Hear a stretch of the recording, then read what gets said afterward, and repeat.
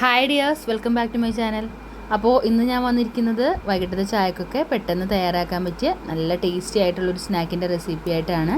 ചെറുപഴവും തേങ്ങയൊക്കെ വെച്ചിട്ട് വളരെ എളുപ്പത്തിൽ തയ്യാറാക്കാൻ പറ്റിയ നല്ല ടേസ്റ്റി ആയിട്ടുള്ള ഈ സ്നാക്കിൻ്റെ റെസിപ്പി എങ്ങനെയാണെന്ന് നോക്കാം. അതിന് എന്തെല്ലാം ഇൻഗ്രീഡിയൻസ് ആണ് വേണ്ടതെന്നുകൂടി നോക്കാം. ഞാനിപ്പോൾ അതിനായിട്ട് ഇവിടെ എടുത്തിരിക്കുന്നത് നന്നായിട്ട് പഴുത്ത 3 ചെറുപഴമാണ്. അതിൻ്റെ കൂടെ കുറച്ച് തേങ്ങ ചിരുകിയത് കൂടി എടുത്തിട്ടുണ്ട്. അപ്പോൾ നിങ്ങൾക്ക് ഏത് പഴം വേണമെങ്കിലും ഈ സ്നാക്ക് ഉണ്ടാക്കാനായിട്ട് എടുക്കാം. ഇനി നമുക്ക് ഇത് നന്നായിട്ടൊന്ന് അരച്ചെടുക്കാം.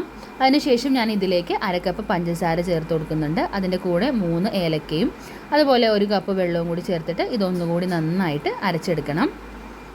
ഇപ്പോൾ ഞാനിവിടെ ഈ തേങ്ങയും പഴമൊക്കെ നല്ല രീതിക്ക് ഇവിടെ അടിച്ചെടുത്തിട്ടുണ്ട്. ഇനി നമുക്കിതൊരു ബൗളിലേക്ക് മാറ്റി കൊടുക്കാം. നിങ്ങൾക്ക് ഈ ചെറുപഴത്തിന് പകരമായിട്ട് റോബസ്റ്റയോ ഏത്തപ്പഴമോ എന്ത് വേണമെങ്കിലും എടുക്കാം കേട്ടോ, കുഴപ്പമൊന്നുമില്ല. ഇനി നമുക്കിതൊരു ബൗളിലേക്ക് ഒഴിച്ചു കൊടുത്തിട്ട് പിന്നെ ഞാനിതിലേക്ക് ചേർത്ത് കൊടുക്കുന്നത് 1 കപ്പ് വറുത്ത അരിപ്പൊടിയാണ്. നമ്മൾ പത്തിരിയും ഇടിയപ്പവും ഒക്കെ ഉണ്ടാക്കാൻ എടുക്കുന്ന സെയിം പൊടി തന്നെയാണ്.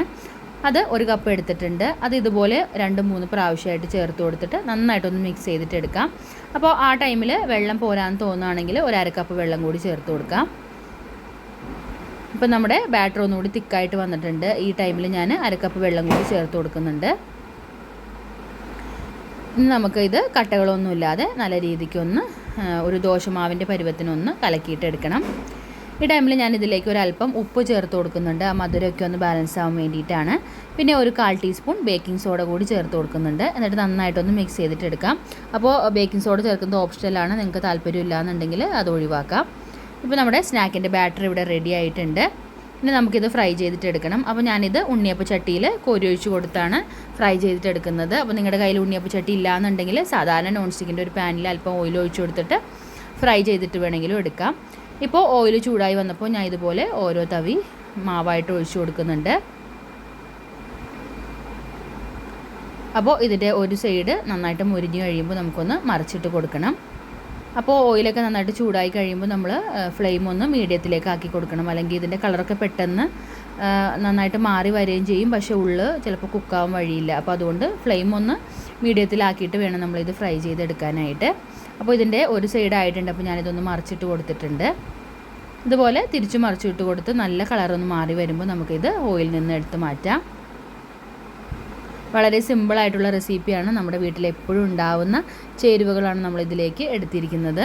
എന്നാൽ കഴിക്കാനായിട്ട് നല്ല ടേസ്റ്റുമാണ്. പഴത്തിൻ്റെ നല്ലൊരു ഫ്ലേവർ ഉണ്ടാവും ഇതിന്.